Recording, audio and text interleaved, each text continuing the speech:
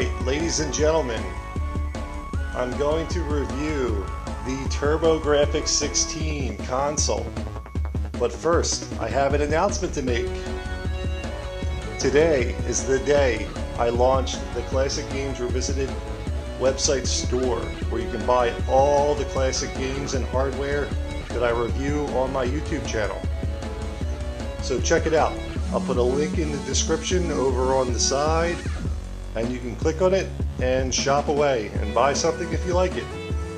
And to celebrate, I got a little champagne, which I will pop right now.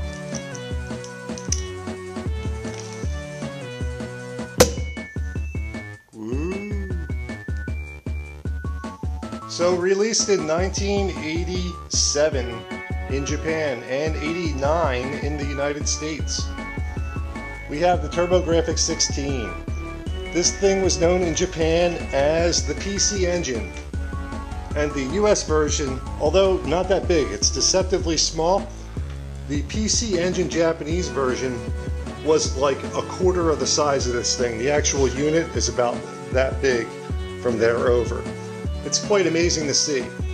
But anyhow, I'm not reviewing the PC Engine today, I'm reviewing the Turbo Grafx 16.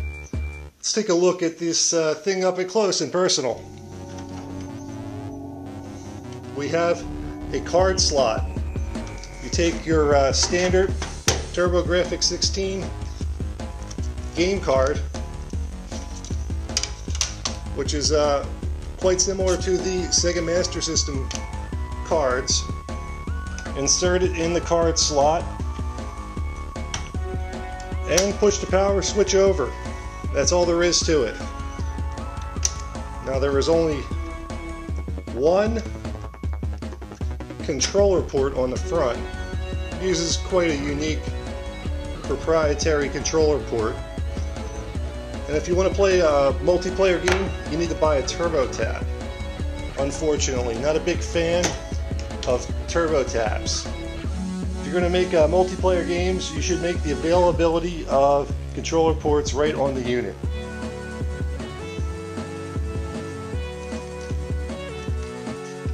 So the US model on the front just has the power switch, the controller port, and the card port area.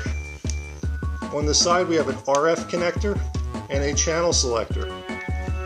Now this back is kind of funky.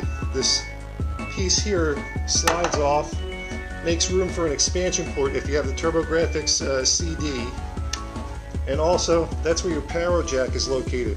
You plug your power jack in here and hide the cable a little bit behind this unit here. And that's all there is to it.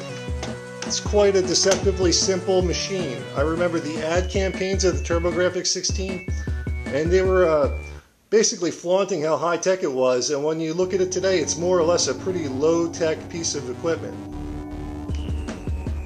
Let's take a look at the Turbo Grafx 16 controller pad. It has built-in turbo adjustment functions for the 1 and 2 button. We have a run button and a select button, which is essentially start and select. And there's a D-pad. And that's all there is to it. And there you have it, the Turbo Grafx 16 by NEC. I'm Dommy from Classic Games Revisited, and if you get a chance, check us out on the web store. Until next time.